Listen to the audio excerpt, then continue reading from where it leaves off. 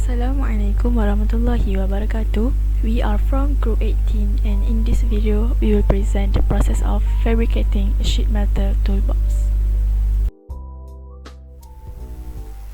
The process begins with measuring and marking the required dimensions on the sheet metal using appropriate marking tools to ensure accuracy.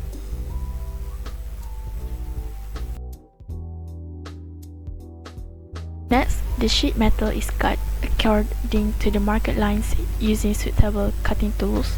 This step is carried out carefully to obtain precise shapes for the base and side panels.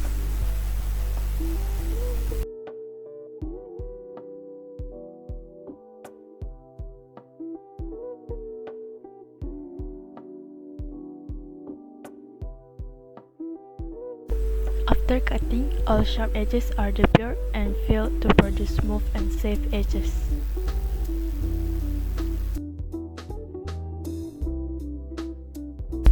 The sheet metal is then bent along the designated bend lines using a bending machine or a vise and mallet to form the sides and structure of the toolbox.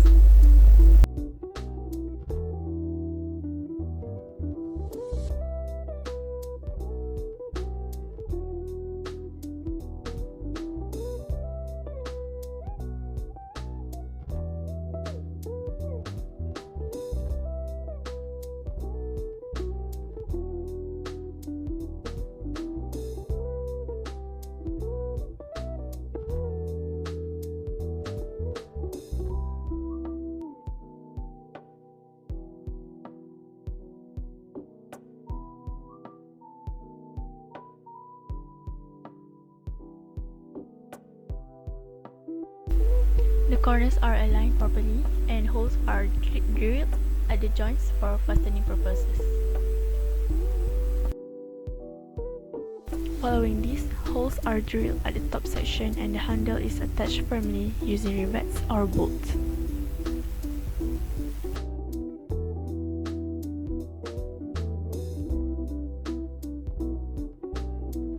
Rivets are inserted and secured to assemble the components, forming a complete body of the toolbox.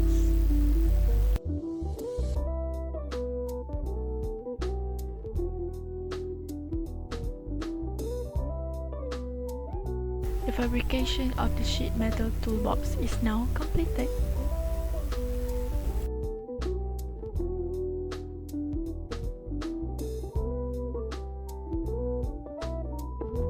Finally, the toolbox is clean and finished. A protective coating or paint may be applied to enhance durability and prevent corrosion.